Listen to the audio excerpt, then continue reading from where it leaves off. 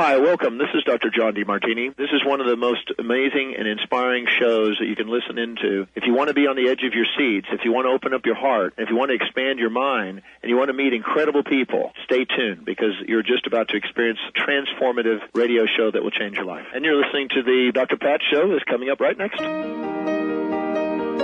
Welcome to the Dr. Pat Show. Talk radio to thrive by. Powerful, inspiring, and coming to you live, bringing you stories of people like you and me, busting through and living life full out. Get ready to dare to wonder what your life would be like if you knew you could not fail. Hey everybody, welcome. It's so great to have you tune us in and turn us on. Listen, here's the thing. When we started these good news segments, we didn't know that we would be providing you with the most incredible information that could save your life. Today is one of those days. Today is one of those days. What happens? What happens if you or a loved one or what appears to be them suffering right in the middle of a stroke? Now, many of you have heard us do a lot of shows on this before, but what can we know? At just 30 years old, a doctor's wife describes her ordeal, an amazing survival from a stroke, thanks to what? Her husband's quick response. Joining me here today, Dr. Lauren Barnathan, and of course, we have somebody here that's going to be up close and personal. Lauren Barnathan joining me here today. Both of you look. I don't think we could say enough about your ordeal or what you've experienced, but I want to ask you this question. Here we are. I said you were 30. We have a whole new game that we have to understand about strokes, don't we? Do you want to start, Doctor? Yeah, so it's a whole new game, like you said, in the stroke world. Where we are in stroke is where we were with heart attacks in the 90s. It's a revolution going on in a good way. And a lot of the treatments now are really aimed at early detection and early treatment, and in Lauren's case, saved her life. Mm-hmm. I want to go to you, Lauren, for a minute. Did you know this was happening when it was happening? I mean, look, you're kind of like what we talk about. You go to the gym, you think you're in great shape. So what were you thinking? I wasn't really thinking anything. Actually, at the time, I was more upset with my husband for calling 911 because I didn't think anything was wrong, to be perfectly honest. And that's what happens with a lot of people that are experiencing stroke. Your body goes into this protection mode, and you don't realize that these things are happening. And so I really didn't realize that it was happening until the next day. It kind of all set in. But I did not know. And that's been the problem. That's why that's kind of catalysted our mission to try to make people aware of the signs and symptoms of stroke for those that are not able to identify it themselves. And I think this is so important because I don't know that we ever thought we would be at the day, Doctor, where we would be saying 30-year-old and the word stroke in the same sentence. I just don't think we ever thought we'd be there. What have we learned about this? And give us an update on the world that is now encompassing so many people. Yeah, so what we learned is really, we've learned an awareness that stroke could hit at any age. It doesn't choose gender, it doesn't choose age, it doesn't choose race. Anyone could have a stroke. There are different reasons people have strokes, but anyone could have a stroke. I think part of the kind of revolution going on is now we're thinking about young people having a stroke, which is overall a positive thing because we're becoming increasingly aware as doctors, as a medical community, that this is something that we need to recognize and we need to treat. And that's overall a good thing. Well, here you are, right? You're a physician in emergency medicine, right? I mean, that's just a very broad brush. Right. I mean, we say those things and it's like, okay, there's so much more to that. But what is it about your training, if I might ask, that helped you recognize it? Or was it a combination of, yeah, I learned about that, and by the way, intuitively, I know what's going on? Yeah, in my case, it was a little combination of both. I've seen it so many times that I instantly recognize the pattern. But the reassuring thing is that you don't even have to be a doctor, you don't have to be a medical professional, you don't have to even know the first thing.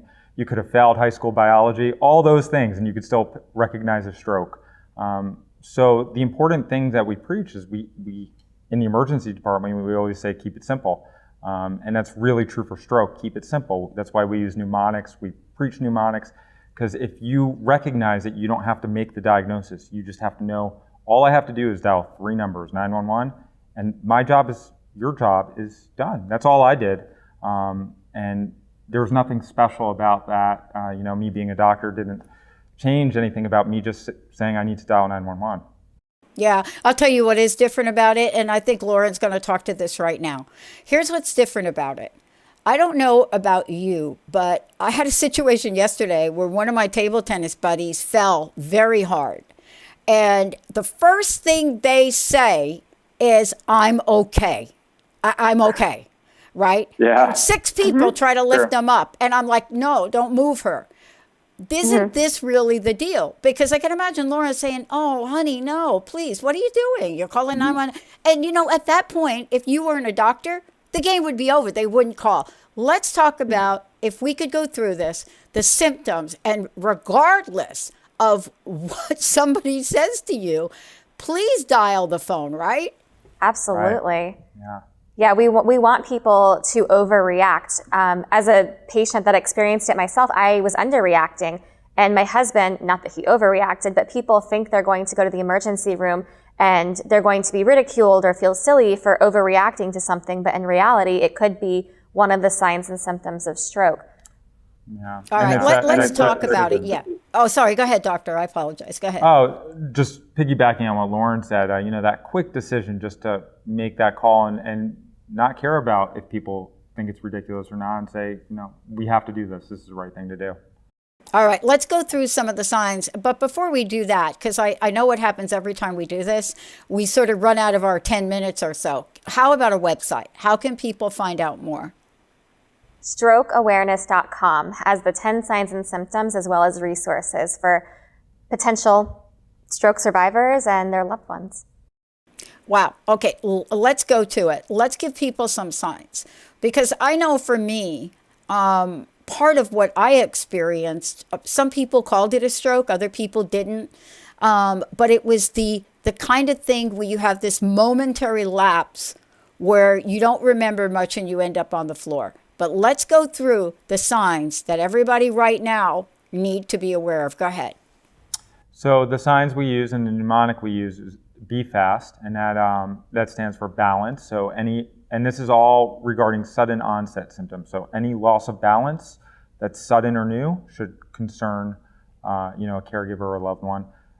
Visual deficits in one side of your vision or another. Is that like dizziness? Is that the same as dizzy? Yeah, so sudden onset dizziness where you can't walk a straight line and somebody's asking you if you had too many cocktails at lunch, but you didn't, that could be a sign.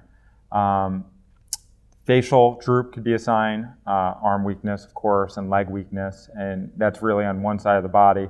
And then, of course, speech, the gargled or slurred speech we hear about, and Lauren had, and then T is for time, so time to recognition being the most important thing you could do. Lauren, I want to ask you a question. Here you are, this event happened to you. I want to ask you, what was it like the day after? Do you know what I mean by the day after? I don't mean literally the day after, but you know what I mean. Yeah, no. And literally the day after was when it did all hit me. I remember I called a coworker who I carpooled to work with, and I was just crying. I said, I can't come into work today. I had a stroke, and I was so upset about not going into work. But and then kind of from there on afterwards, the physical recovery was sort of what I expected being in the healthcare field. I kind of knew what I was up against, and I really didn't take into consideration the whole mental aspect of my recovery. The physical recovery looked like like small triumphs, getting from my bed to the chair, walking a block, walking down the hallway to eventually I ended up running a half marathon. And while all those are great triumphs and victories, it was really the emotional toll that it took on both Adam and I that was the biggest surprise and probably the biggest hurdle to get over. Yeah. And there's a reason I ask you that, because I actually work with women in particular who experience a health challenge on exactly that, the psychological aspects of it. Because in the end, even though there's so much advanced technologies like doctor you're talking about, there is an emotional, a psychological, a mental, and some people say a spiritual side to recovery, right? And so I hope you are a spokesperson for those people that don't realize that equally those are important, Lauren, right? I agree completely. We're just going to continue spreading the word. Where are you today? Last question. Where are you today? How are you feeling today? Oh, I'm sorry. I'm also very blonde, as you can tell. That was pre-stroke. I just got my hair done. You can't see me because they didn't do video, but if you saw me, my hair is blonde white, and people are like, dude, really, your age, do you really have gray hair? I said, no, I just like the blonde color. So go ahead. No, and I'm a better person than I was before my stroke, and I'm continuing to grow each and every day because of it. So I'm in a great place. Thank you for asking. Thank you. Any last words, doctor, that you want to give here? I know this is a short interview. No, I just want people to go to strokeawareness.com, make sure that they know the signs and symptoms, and to pick up the phone, dial 911, and it's okay to overreact. That's the real message. Yeah, and I've got a message, and I hope it's in line with you both. Stroke has no distinction to age. The old view of who is going to have a stroke, when they're going to have a stroke, what it looks like for a person that should or should not have a stroke, this is a new game. Thank you both for joining me here today. Thanks, Dr. Pat. Thank you. Okay, lots more to come on this. We're going to be talking about it in another segment. We'll be right back.